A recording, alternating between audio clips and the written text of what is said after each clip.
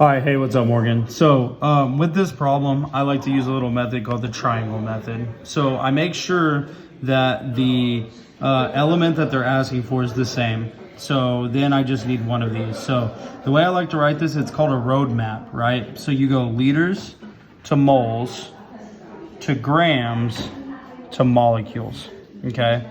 And you're gonna wanna write this on every problem that you have. So liters up top, moles here, grams down here, molecules down here. Now, molecules can also be particles, and it can be formula units. They all go right here. They all are the same, okay? But this is how we want to set this up. So let's look at our question. So our question said, how many molecules of oxygen, right, are in 1.25 liters of oxygen gas? Cool. So we know that we have molecules. That's what it wants us to find. So that's our ending point. It gave us liters. So we start here. This is our number one. Now, here's how you do this. I have to connect these dots, but I can't color outside the lines, right? So I'm going to have to start at liters because that's what it gave me, and I'm going to have to make a pit stop at moles. So that's my number two, and then I can follow this line down to molecules. So I know I have 1, 2, 3 circles on my chart. So then I'm going to do what's called a train track. So I'm going to draw this, and I know I need 3 train tracks. 1, 2, 3. That's for the 1, 2, 3 circles. So if there was just 2 circles, I would only need 2 of these, okay?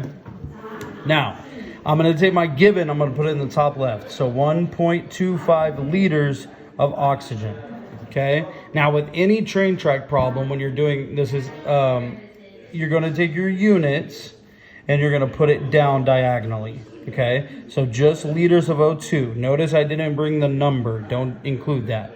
Now, look at my roadmap, right? I went from liters to what? To moles. So I'm going to go from liters up to moles. So this is moles of O2, right?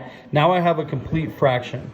So I'm going to take my moles of O2, I'm going to put it down here. So I'm going to put moles of O2 over here. Okay, and now I go from moles of O2 to what? Well, in my roadmap, I went from moles to molecules. So now I'm going to go from moles up to molecules. So I'm going to put molecules here. Okay, so now we have this. So just like in math, when you have a fraction, okay, moles of O2 and liters of O2 have to be equal. In 1 mole of oxygen gas, there is a constant number of liters. It is 22.4. I didn't make that up. That's not arbitrary. It's that every time. So if you have moles over liters, it's going to be 1 mole over 22.4 liters. Okay? Now moving over to this. What is equal between moles and molecules, right? So in 1 mole of O2, how many molecules are there? Well, this is Avogadro's number. So in 1 mole of any substance, there's going to be 6.02 times 10. And so for times 10, I put an E to the 23rd. Okay, and so now I have my complete units and I have my complete numbers, right? So I'm going to cross out whatever is the same in the top and the bottom. So I have liters up top, I have liters down bottom. I have moles up top, I have moles down bottom. So now what I'm left with is molecules of O2, okay? Now with the numbers part. So I'm going to take my given, which is 1.25. I'm going to multiply by the top and I'm going to divide by the bottom.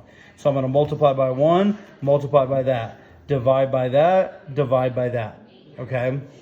And so when you set this up, it should be 1.25 times 6.02, and then in your calculator, press this. Don't overcomplicate it.